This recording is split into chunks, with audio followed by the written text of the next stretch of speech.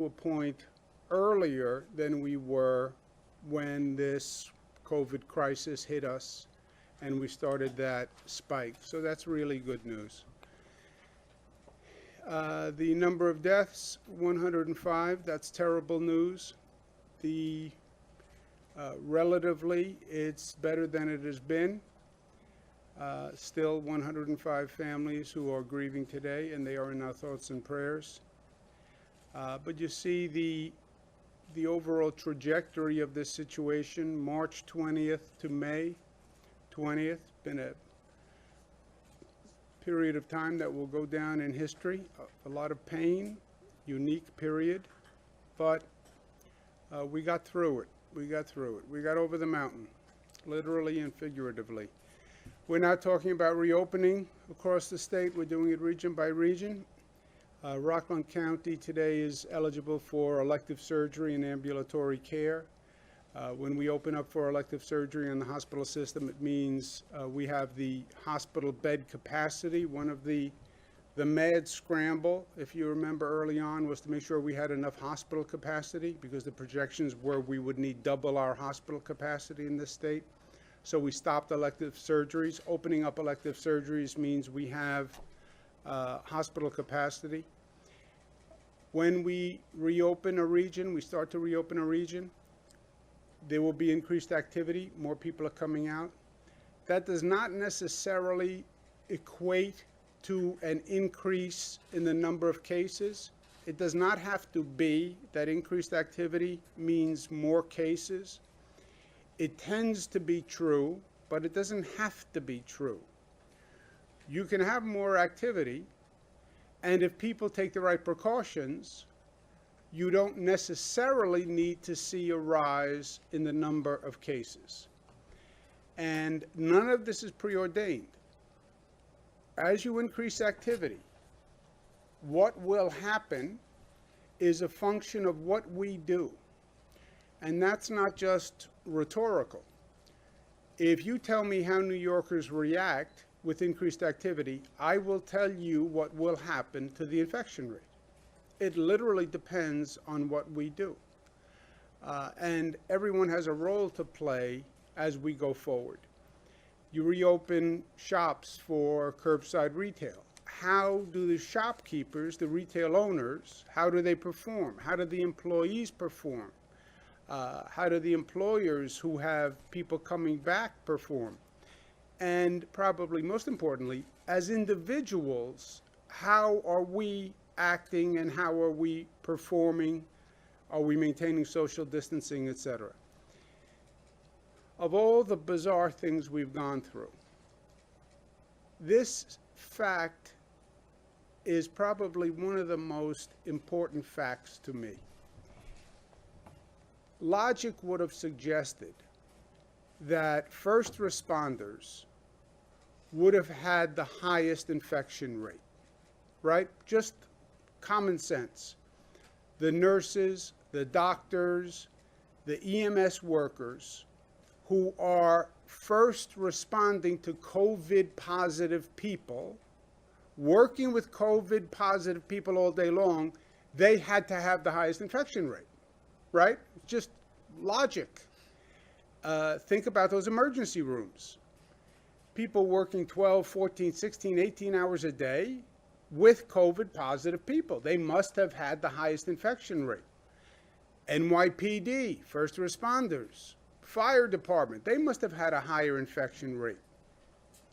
The first responders, the frontline workers, wind up having a lower infection rate than the general population in that area. How can that possibly be? Because the PPE works. Those masks work. We've literally tested all the frontline workers, transit workers.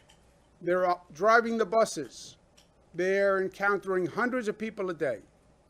They're driving the trains, subway system, on stations, in cars.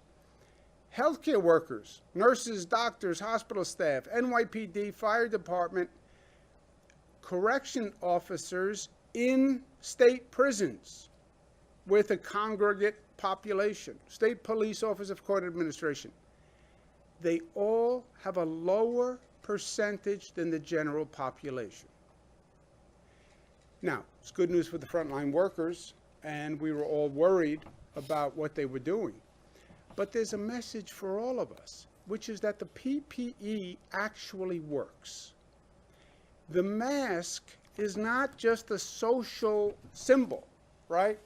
This is not do it because we're asking you to do it. The surgical mask, this mask, is the same thing that is given to the frontline workers.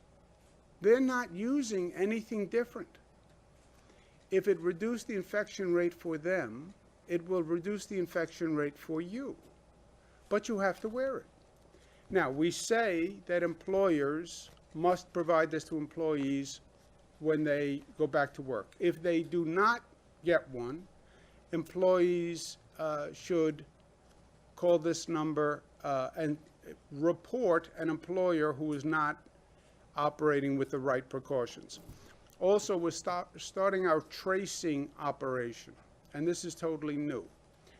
A person who tests positive, the tracers will then contact that person and ask who they may have exposed. And you could get a phone call following up on this tracing information, saying you were with John Smith last night. John Smith is now positive. You may want to be tested. On your telephone, if you have one of the new fancy phones, which I do not, it will come up NYS contact tracing. You should answer that call. It's not a hoax, it's not a scam, it's not a fraud. That is an official message saying New York State contact tracing is calling. So if you get that message, take that phone call. It's for your health, it's for your family's health. Small businesses are struggling. The numbers of small businesses that they're projecting may not come back are really staggering. We're trying to do everything we can on a state level. I hope the federal government passes an additional small business relief program. But we are extending the sales tax filing. We extended it from March 20th to May 19th. We're now going to extend it to June 22nd. We understand that they have financial issues, obviously. So the state is doing everything that they can. On schools, we adopted a statewide policy for our schools. May 1st, we announced K-12 and college would be closed for the rest of the academic year. Schools obviously pose risks. They're places of gathering. They're on buses. They're in classrooms. How do you reduce density in a classroom? How do you reduce density in a cafeteria, on a school bus, etc.? How do you get children to wear masks? And we have another development that we're tracking, which is the COVID-related child illness. Ms. Russo's done great work on this. I believe, and I've said this from the start, this did not present as a COVID situation because it's not respiratory. And we were told early on that children are not affected by COVID. And that was one of the pieces of news that actually reduced anxiety early on. We're now starting to see that children who test positive for COVID or test positive for COVID antibodies are developing these inflammatory symptoms. Inflammation of the blood vessel, inflammation of the heart, but it's quite serious, and we've lost a number of children. New York State Department of Health was the first to really investigate this. The more they investigated, the more cases they found. Last Thursday, there were 7 countries that also investigated and found cases. There were 17 states that found cases, okay? This was last Thursday. Today, there are 13 countries and 25 states. This is one of those situations where the more they look, I believe the more they're going to find. So when we're talking about schools, Again, the facts have changed from the quote-unquote experts, because there are no experts on this COVID virus. I've learned that the hard way. Children are not affected. Well, now maybe children are affected, right? And when you're talking about schools and you're talking about children and you're talking about density, exploring the situation and making sure that this is not a widespread situation affecting children. They're not even sure the duration after the COVID exposure that this might occur, because this is all a case of first impression. But this is a related issue that does affect children, and obviously it's something we're very concerned about. So, question was on summer school. Would summer school open? Summer school is not going to open statewide for in-class teaching. It will be through distance learning, and meal programs and child care services for essential employees will continue. As in terms of opening up school for the fall, it's still too early to make that determination. We want to get more information on this inflammatory syndrome. We also want to see how the development for a treatment, a vaccine proceeds. We will issue guidelines beginning of June on what schools would need to do to come up with a plan to prepare to open. The schools will do those plans. They'll provide them to the state in July. The state will approve those plans or not approve those plans in July, all in preparation for an opening in September. But again, we don't want to make that decision until we have more facts. And as the facts keep changing, prudence dictates that you don't make a decision until it's timely, so you have the most recent facts to make the decision. We're coming up to Memorial Day weekend. Downstate beaches that are open tomorrow: Jones Beach, Sunken Meadows, Hither Hills, Robert Moses. They're on Long Island. Those beaches open at 6 a.m. They close at 9 p.m. Swimming is allowed from 9 a.m. to 5 p.m. And there's Lake Welch Beach in Harriman State Park. Just a note on these beaches. There are certain rules on beaches that are operating, primarily 50% capacity and then social distancing on the beach. No contact activities, obviously. Social distancing will be enforced. Masks are required to be worn when social distancing isn't possible. But there is such a demand in the New York City area to get to a beach, to get some respite. It's Memorial Day weekend. People want to get out of their homes. 50% capacity. Those beaches may reach capacity at 10, 11 o'clock in the morning. So that's something to take into consideration. I'm a Queens boy. It's a ride to these beaches. And you don't want to take that ride and get all the way out there and find out the beach is already closed. Again, this is a first time for all of us, but 50% capacity with this pent-up demand, those parking lots will reach capacity very quickly. So take that into consideration when you're making your plans. This week is National EMS Week, and it's a time to thank the EMS workers who just were on the front lines and did a magnificent job.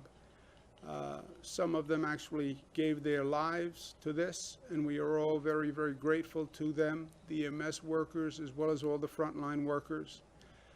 But to those who we lost in this battle, and it was a battle, it is a battle, we want to say a special condolences to their families. Really, everybody knew. They knew what inferno they were running into, and they ran into the fire for us. Everybody knew COVID-19 was dangerous, but they didn't stay home. They didn't call in sick. Some people volunteered to come from across the country to help us here in New York, and they lost their lives. We should remember that. And when we were in the midst of this now, when we get a chance to reflect on what has been done here, what we've gone through, and how people reacted. Winston Churchill, never was so much owed by so many to so few. COVID-19, it could kill you. Everyone stay home, except the frontline workers and essential workers. We need you to go to work. Well, I thought you just said COVID-19 could kill me. Yes, but you have to go to work anyway. And they did. And they did. Hospital workers, NYPD, fire department, EMS, grocery store workers, delivery boys, delivery women. They showed up. God bless them. God bless them, and we thank them. Questions, comments? There's a number of summer camps, at least that are sleepaway, that have already made a kind of decision to close for the summer, that they can't safely reopen. In terms of day camps, is that a different standard, or are you going to have information about whether or not some of them can go forward and open? I know that we're fast approaching a deadline on schools, both for summer school in September, but what about camps? Yeah, do we have a deadline for camps, day camps? The issue with day camps is where guidelines were prepared, as the governor mentioned, with the new COVID-related illnesses in children. We're relooking at those guidelines to make sure that we're not doing this too early. So there are guidelines that apply to daycare presently, but we're relooking at the guidelines for summer camps, non-sleepaway camps, just to make sure that those guidelines actually still work in light of what we're newly finding, right, with the children and that growing number, which is now at 157. But the guidelines meaning you think it's still possible to open, albeit the restrictions? If we can prepare guidelines and the Department of Health feels that you can do it safely, right? So right now, right, we had guidelines that are in place for daycare. Right now, with this new population and the new number of cases, which are increasing every day, before we go ahead and say we want to open more, right, places where children can congregate, we want to make sure that you can do it and mitigate it within the guidelines, and we haven't made that determination yet. You know, Zach, one of the cautions here is, look, you know me, you know my personality. I tend to be typical New Yorker. I'm aggressive. I want New York to be the first, the best. I understand the desire, reopen everything, let's go. We've been on pause for too long. The economy is slow. I don't have a paycheck. I have to get out of the house. We're all about energy and aggressiveness in New York. The caution flag is they keep changing the facts on us. You know, we make a decision based on facts. But then the facts change, and you revisit the same decision with a different set of facts, and it's different. Well, if you get this disease, you have antibodies, and then you're immune. Okay, so let's plan that all the people who test positive for antibodies, they can be the workforce that goes back safely because they can't get infected again. They can't get reinfected. That was the fact they gave us. So we test, that's why antibody tests came up. That's why there was such a demand. We do the antibody test. You're positive for antibodies. You're cleared to go back to work. Okay. Hold on. We're not sure about that anymore. Well, what do you mean? You said if they had the antibodies, they were immune. Yeah, but now we're not so sure. Okay. New set of facts. Children are not affected. Okay. Let's see what we do about camps. Let's see what we do about school. Hold on. Children may be affected. This inflammatory syndrome is more frightening than COVID respiratory illness in some ways because it inflames the heart. Well, we know it exists. We don't know how widespread it is. But the more we look, the more we find it. And in 1 week, we double the number of countries who now found it, and we double the number of states. What do you do about summer camps? I say, have the same conversation with our health experts. I say, let's put it this way. I want to send my children to day camp. Should I send my children to day camp? Is it safe?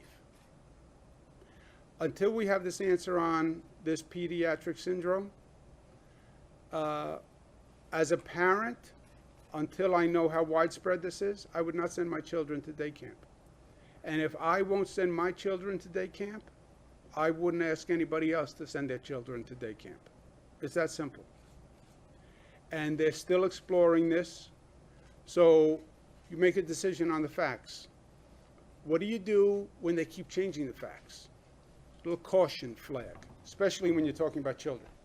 Governor, following up on this New York aggressiveness and strength, when we were the early hotspot, some other governors by executive order decided to sort of prevent us from going there. Hawaii, places like that.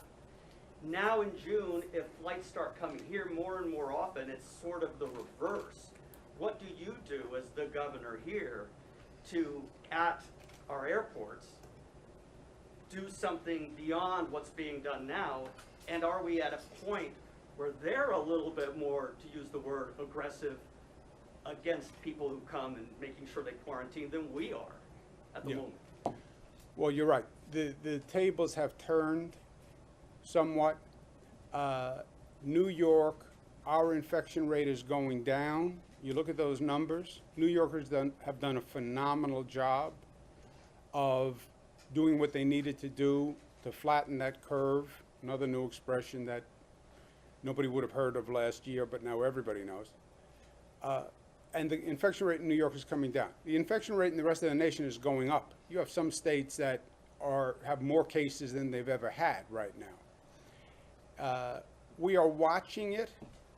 The ability of a state, we don't do Customs and Border Patrol. That is basically a federal obligation and a federal duty and a federal role. They do all the clearances of people coming in at airports. We administratively operate the airport through the Port Authority, but it's federal law and federal agents that can stop people from coming in, that can quarantine at an airport. It's questionable about what the state's role is, but it's something we're watching. Taking temperatures of people coming in, asking questions of people coming in is something we're considering. Would you say it's it's unacceptable, the feds are letting us down, so I have to step in? Could that happen at some Yeah, point? it raises legal questions and policy questions, but it is something we're watching. Governor, A new model from Columbia University suggests that fewer than 4,300 people could have died in the New York metro area had the state implemented its stay-at-home order earlier on March 8th. Mayor de Blasio said today, "I wish we had known more because we would have been able to do more." I'm wondering if you think the state could have and should have acted earlier in implementing its stay-at-home order. Yeah, I think frankly, the situation is worse than the story suggests. We may lose 100,000 people in this country to COVID. If this country knew more and knew it earlier, I think we could have saved many, many more lives. I mean, when you think about it in retrospect, the virus is in China November and December. Everybody knows that. We do a China travel ban February 1. President did it. And some people said at that time he was criticized that it was too early. We do a European travel ban March 16th. Okay? By the time you get to March 16th, it starts in China November, December. You then have January, February, March. We now know the virus left China, got on a plane, and went to Europe. And from Europe, the virus got on a plane and came to the United States and came to New York. January, February, March 16th, European travel ban, 3 million Europeans travel to New York State. 3 million. If you knew that the virus left China November, December, and went to Europe, you would have done a European travel ban December 31. China travel ban December 31. How many lives could you have saved? So I think it's actually, when you start to do Monday morning quarterbacking, I think it goes back before that. New York Times doesn't call for a close down until March 24th. Think about it. March 24th. Forget March 24th. Should have been December 31st. But who knew the virus left China? Who knew the virus went to Europe? Who knew the virus was already here? January, February, March. Now, who should have known? It's above my pay grade as governor of one state. But what federal agency, what international health organization? I don't know. It's not what I do. It's not my responsibility. But somebody has to answer that question. November, December, it's in January. In China, everybody says it's coming from China, it's coming from China, it's coming from China. It came from China. It left China. What do you think, it was going to sit in China and wait for you to get there? No. It traveled like everybody else traveled. We all talk about mobility, etc. November, December in China. We don't act until March? Zach? Governor, state lawmakers are reconvening next week. Are there any issues that you would want them to address, and have you been involved in any discussions with the legislative leaders on what can still be done in the upcoming weeks and months? I talk to the legislative leaders on every significant thing I do with executive order, so I've been talking to them all along. I understand, the legislators have been working very hard. They're in touch with people on their district. People think, well, they're not in Albany, they're not working. No, they're working. I think they're working harder than they've ever worked, by the way, because the demands in the district are very high. But they've been involved with everything we're doing, and whatever they plan to do, we'll talk about. Any thoughts on what could still be done through the legislature for the rest of the year? Well, look, you're in the middle of a situation that no one has ever seen before. So the range of what you could do is almost limitless. The question is, what do you want to do and what can you do, right? We're waiting for Washington to act. We're desperate for Washington's action. If Washington does not provide federal relief, because we have such a big deficit, I want to make sure New Yorkers know what will happen. Washington's far away. What difference does it really make? It's all politics. This legislation makes a difference. If we don't get federal funding, loss of school aid, loss of funding to hospitals, because that's the state budget, right? Where does the state budget go? Goes to education, goes to healthcare. That's where our funding goes, and then goes to local governments. Loss of school aid, loss of hospital aid, loss of funding to local governments, that's police, fire, first responders. Details on cuts come out in the upcoming weeks then? We have to see what Washington does. Otherwise, you know the equation. If we don't get federal funding, we will have to cut those areas about 20%. That's where we are. Governor, Melissa. Thank you, first of all, for your kind words. I appreciate that very much. Thank you for your good work. Thank you. I have, and for yours. Regarding the cases of children with inflammatory illness, and then I got to ask a question for Andrew Siff, if you'll allow me. Can you just update us on the numbers? How many do you have now? Have you revised the number of deaths that you believe are attributable to this in New York State above the 3 that we knew about previously? And what can you tell us about the curve of these cases? Does it seem to be mirroring what we saw? I know you said we don't know how long the lag time is, but I guess my question is, what makes you think so far that what we've seen is only the tip of the iceberg? We have, the only update on the numbers is we have now 159 cases we're investigating.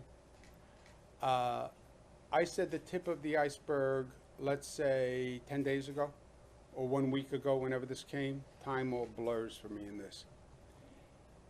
Tip of the iceberg was right, because in 1 week, we doubled the number of countries and we doubled the number of states.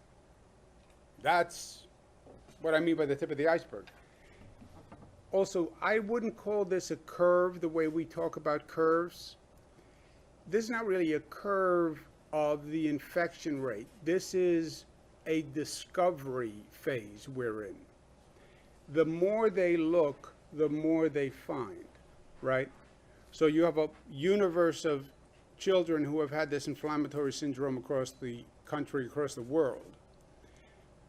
You're now saying to people, well, go back and look at those same cases through the lens of possible COVID infection.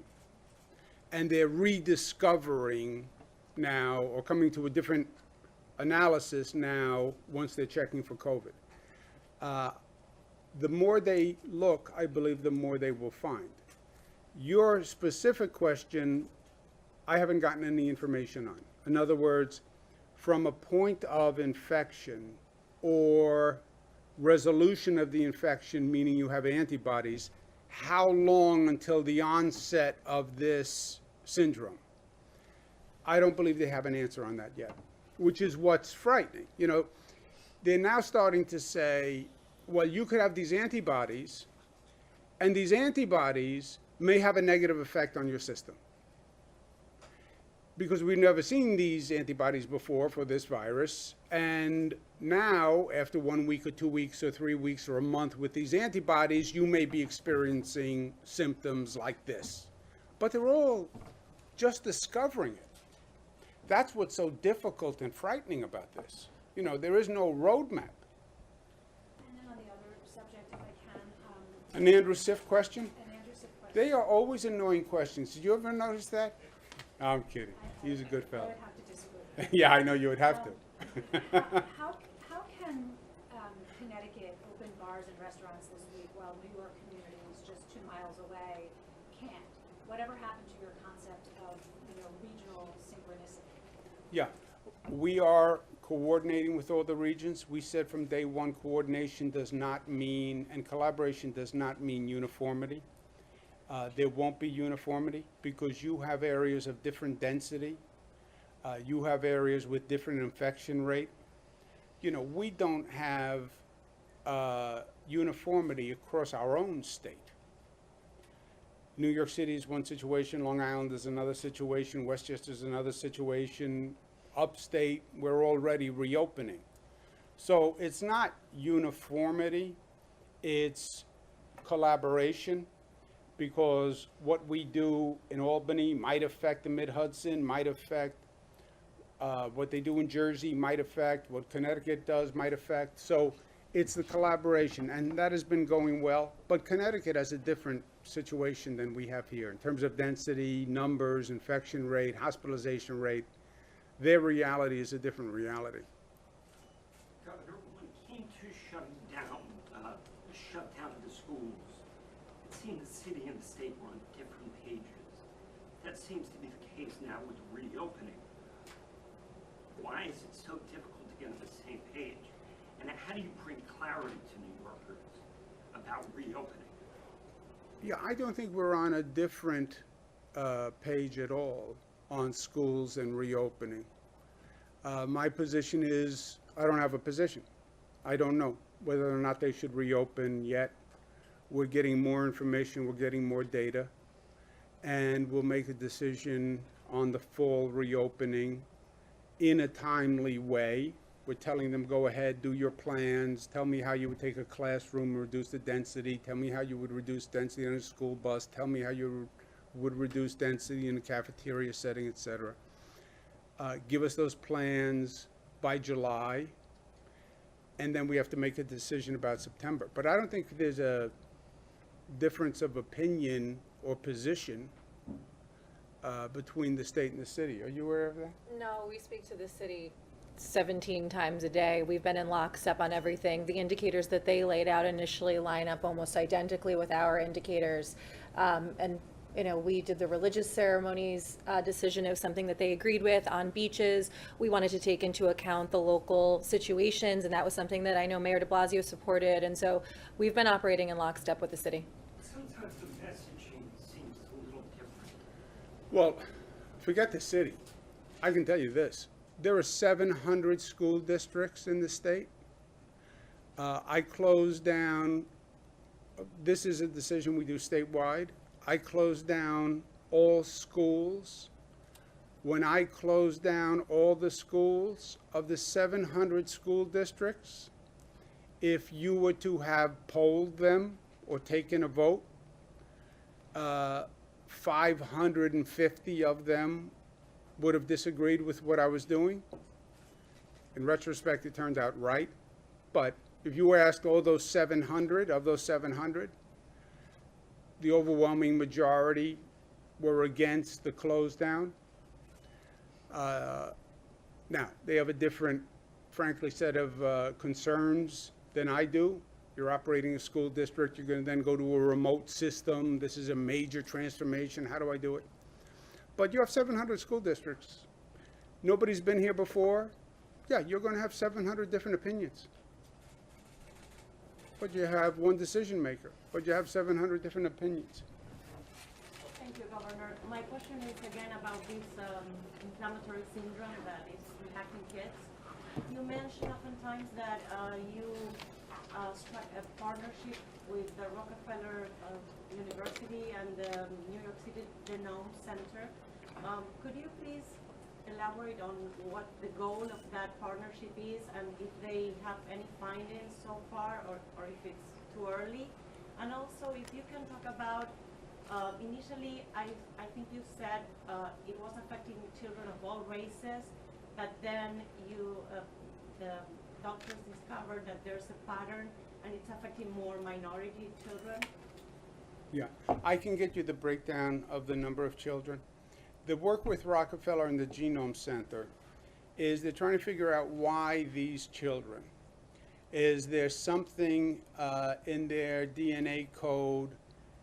Is there some common denominator among these children? Why are these children affected when other children aren't infected?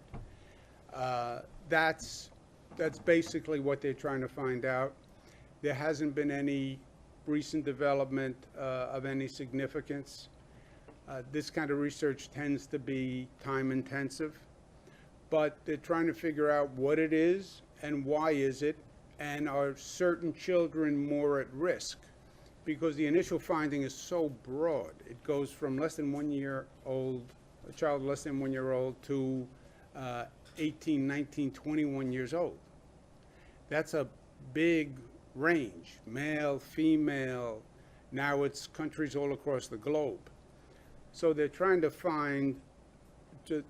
narrow the universe to see if there's some common linkage, genetic or otherwise, among these children. But they haven't found anything yet. I can get you the most recent breakdown of the cases that we have in New York. We can get you that today. Last question? So I just wanted to ask on the premise of reopening. So New York City food lines are growing, businesses are shutting up, and Mayor de Blasio is saying that we have to reopen by early to mid-June. Did you discuss this with Mayor de Blasio, or is this news? And also, how much longer can New York City be closed?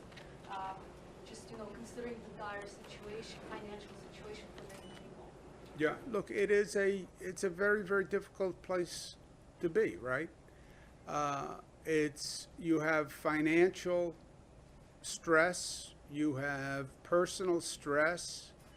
On the other hand, you have the possibility of hospitalization or death, right? So there is no good choice here. And we want to find the route that gets us between the two. We don't want financial ruin, but we don't want death either, right? So that's the balance we're trying to find. Well, how do you find that balance? You do it on the science, and you do it on the data, and you do it on the numbers. What's the infection rate? What's the hospitalization rate? What's the death rate? And find that path through the middle using the data. And we have the best scientific thinking and the best data analysis, and we have a set of 7 criteria that just measure the infection rate and the spread, again, which is determined by how people act. That's why when you have these gatherings at parks or at bars and nobody's wearing a mask, you know, we have nobody to blame but the person in the mirror, right? It's our actions that are creating the infections. But we have those mathematical metrics, and they guide the reopening for New York City, like they do for Nassau and Suffolk and Westchester and Buffalo and Rochester. Same numbers, same metrics all across the state. It's just how that locality fits with those metrics. And you can't do it by time. If you make those numbers tomorrow, you open tomorrow. If you make them in a month, then you reopen in a month. But you don't reopen until you can reopen safely. Because the last thing we want is to go back where we were on the other side of the mountain, right? We saw the spike. We then saw a very slow decline that took a lot of pain and a lot of time.